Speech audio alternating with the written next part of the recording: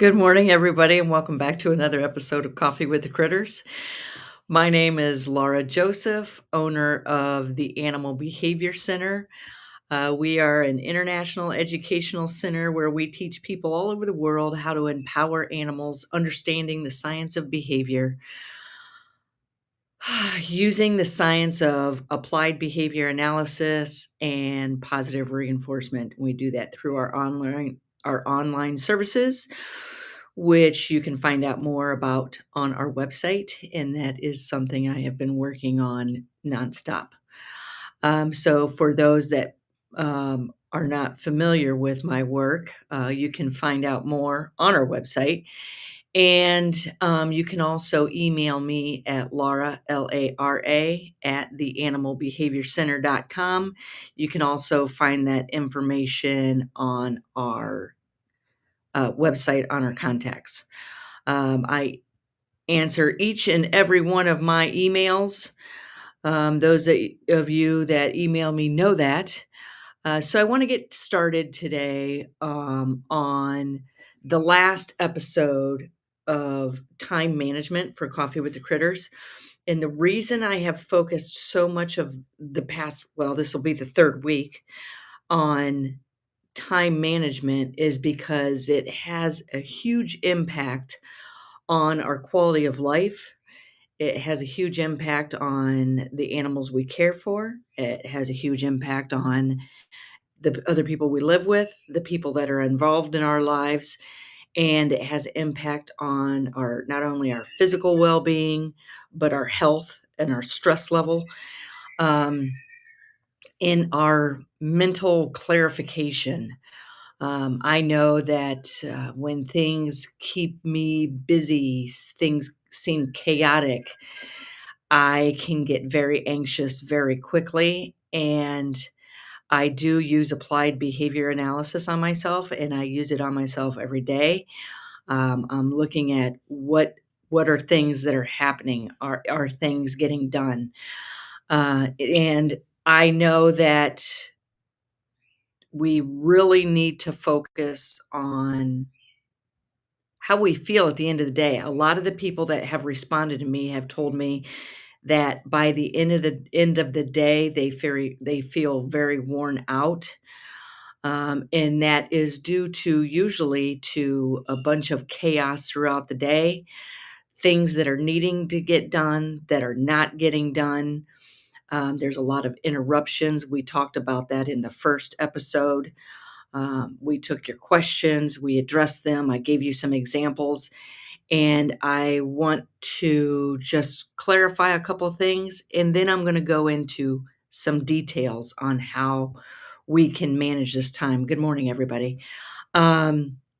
So I was told that the last two episodes were really good, especially the first one. So I'm going to wrap up this topic today because I want to move on to other things that need addressed. But a lot of our exhaustion comes from decision fatigue, not work overload. One of the hardest things for people to do is to think and pre-plan. And I am telling you, when you do that, when you start your day pre-planning what you need to do, it is going to make you feel a lot better by the end of the day. How many have started their day thinking how you want it to go, and then it ends up not going there? There are actions you can take to make sure it does go there. If you don't decide ahead of time what matters, you'll spend the day reacting. You'll end the day frustrated because nothing got done or very little got done. When you think before the day starts, you can start getting into these habits. And I do this every day. And I don't want to jump ahead because I'm going to be addressing this. Most people sabotage themselves with long to-do lists. One meaningful priority beats 10 half-done tasks. Those half-done tasks can leave you with a feeling of not having things completed. I know I have a huge project on my plate right now, and when I started it, I thought I'd have it done by January 1st. Now that I'm into it, I was like, "Oh, no. This is not happening by January 1st." So I have broken it down, and I shape what I want it to look like at the end of each day. And have I accomplished this? And if yes, then I go here. If no, then I go here. How can I make this accomplishable tomorrow? Probably by breaking it down into smaller steps. Daily success is moving one thing forward, not checking everything off.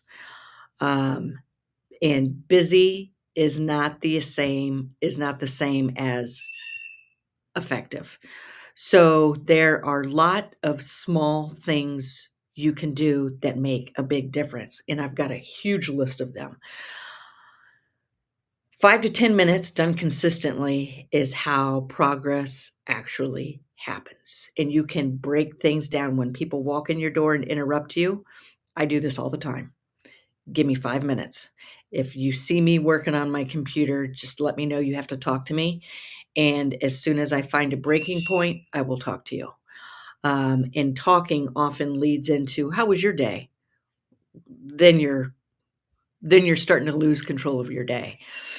But we can break things down. This is shaping in exactly how we approach behavior change. You can take action and shape your progress. I have a lot going on here every day. There are several different things. What I do is work with animals. So I have to pre plan because I'm working with numerous different lives, numerous different behavior issues, numerous different projects. So I will break it down into something that looks like this. I'll wake up in the morning, and when I'm doing mindless work, like emptying the dishwasher, I'm sitting here thinking, okay, what did I do yesterday? What do I need to do today? What is most important before I move on to what's next important? And I'll look at, I like to take at least 3 to 5 minutes every day training each animal because I know what a big impact it has on behavior. I need to move these animals each day, and I'm thinking, which animal can I do what chore with? For example, I can get Rocky out while I'm working with drinking my morning coffee, doing different chores around the house. Coco can come out while I'm unloading the dishwasher, preparing food, cleaning up the kitchen. Rico, I move him around to different cages. And this is important too. The animal with the least behavior issues is likely to be the one that gets passed up on interaction with the day when we're running short on time, and that usually ends up being the next animal with the next behavior issue, because we're not taking the time to address that. And another thing is we don't take time for ourselves. In a work day, what I'm doing is I'll sit down, if I have computer work to do, I'll sit down and work for an hour. And then every hour I stand up and do something that needs done for 15 minutes to get me working. And if you're not meeting your goal, break it down into smaller steps, like I had said. Um, we can pair thinking with low energy tasks, such as if you go for morning walks, drives, feeding routines, cleanups, you can plan what you need to do. You're already using dead time for high value thinking. That is what I do. A lot of times I find myself driving and I'm not even listening to anything. I'm thinking about things that need to be done. I do take notes a lot, and I take a lot of voice notes. And this is a way for your body to be busy while your brain plans. And um, a lot of times I think of, instead of a starting time, I think of a stopping time. I decide when I'll stop, not when I'll start. I'll work on this till 10:30, not I'll start on this at 9. Um, all of my ideas, tasks, and reminders do go into one place because I am constantly thinking and constantly coming up with ideas. And I do have a system that I use to. This area is for brain dumps, what needs to be done. And I'll review that brain dump every couple of days to see, was there something important here that needs to be put into action? Um, so whether that's one notebook, one app, one note file, um, AI, if you're not using AI, you should be. We're getting ready to dive into this in our advanced membership. And AI doesn't replace me. What it does is I use it as an assistant to help me. These are my ideas. This is what I got going on. Organize this. And I can use AI in my apps, which I do, my scheduling and planning apps.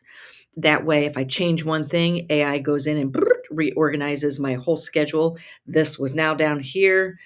Tuesday has happened. Boop, it's now up here at the top of the list. Those are things that work for me that keep me moving.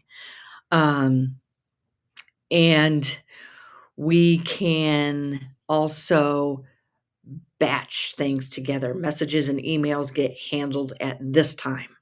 I know my Monday mornings are for reorganizing because I'm so heavily recording training, taking photos, whatever. Monday mornings are for checking social media. Every morning I get up and I check all my memberships, interact, and I will leave at least an hour and a half to focus on everything that needs to be done in my memberships. Get up, take a break, sit down for an hour, check the emails, drink my coffee, get things moving, checking that app with my AI agent to make sure things are in place. So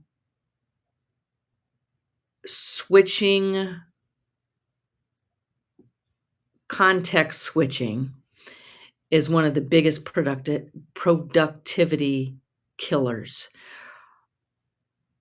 Everything seems urgent. Prioritize which one is the most urgent. And urgency is contagious. Don't catch it. Stay focused. Do tomorrow a favor and end the day by choosing one priority for tomorrow. Take a look at your list of priorities and select one of them and put it on your list for tomorrow. And I guarantee you, when you get in your car and you start driving home, you're going to be thinking about this. And then you're going to be like, you're going to find yourself lost in thought and already starting to have a plan on how you'll tackle it tomorrow. You start the next day with direction instead of confusion. And our future needs clarity, not motivation. You can use applied behavior analysis on yourself. You can shape your behavior the way you would that of an animal's. Make desired behaviors easier, reduce friction, reinforce consistency, not intensity. I don't know why I just said it like that. Intensity. Good. I'm glad you guys are getting ideas from this. These are things I use every day. Um, and stop fighting yourself. You are the one that has control over this. And do me at least one favor. When you find yourself in a chaotic situation with your work life, just think, I have control over this. I have control over what happens next. You don't need more discipline.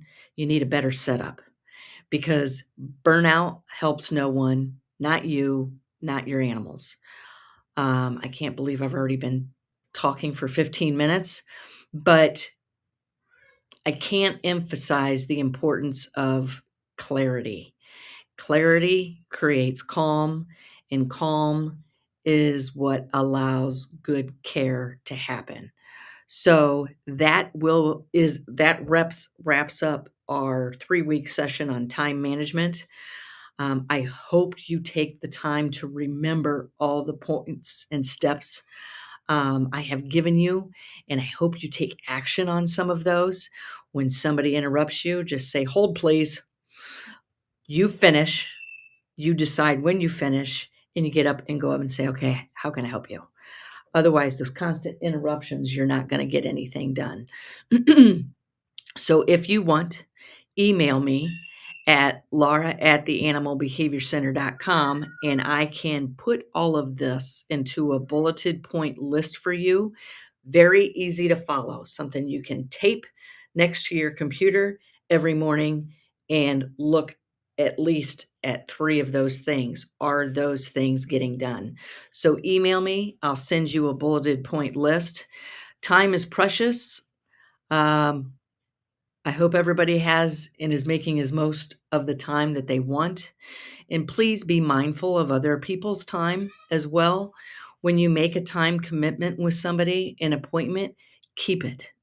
Because when you don't, it's disrespecting the other person's time and taking time away from something they could have done more with. I know my time in my life is very valuable because anybody that asks me to do anything, taking this is the time you're taking away from me, is with the time with the ones that I love.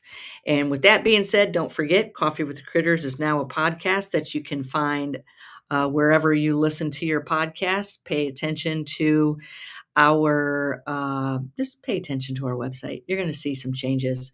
Our drop-in classes heavy schedule, you are very welcome, Iris, is going to be starting in February. With that, I want to say thank you. And next week's Coffee with the Critters is kind of up in the air because I'll be in Houston, and I will be deciding if I'm going to be doing that Saturday night Cocktails with the Critters or Sunday morning. And I know I will be seeing several of you there. Thank you so much. I will see hopefully a lot of you at next weekend in Houston at the Parrot Festival, and take care, everybody.